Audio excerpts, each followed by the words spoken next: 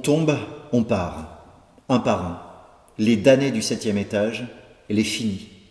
Les scraps, comme disait le gars d'à côté. Le grand Slack qui faisait son brave pour impressionner les infirmières, avec son petit sourire arrogant, trop fier pour avouer qu'il avait peur de crever lui aussi.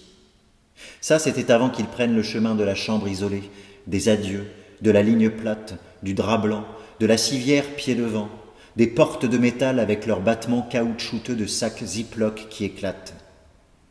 Kevin, c'était un joueur de hockey dans le bantam bébé.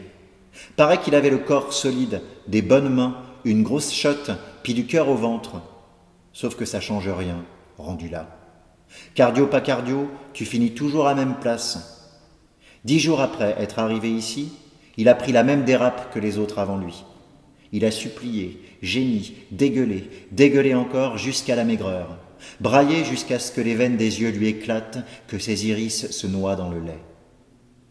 C'est pour ça qu'on nous cache ici, dans l'aile centenaire, juste en dessous du toit. Plus proche du ciel puis du paradis qui n'existe pas, mais auquel on essaie de croire pareil. Plus loin des regards indiscrets, de l'inquiétude des familles qui entrent à l'hôpital pour la première fois. On fait pas chic, on fait pas dans le flafla, les télétons, les grands sourires puis les photos avec Youpi au 7e. Quand on nous monte ici, on le sait tout de suite qu'on n'en ressortira plus.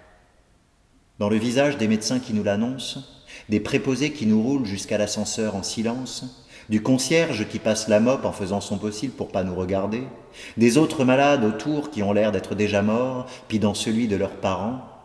Dans toutes ces faces-là, même si personne ose le dire, c'est écrit noir sur blanc, c'est gravé jusqu'au sang, ça finit là.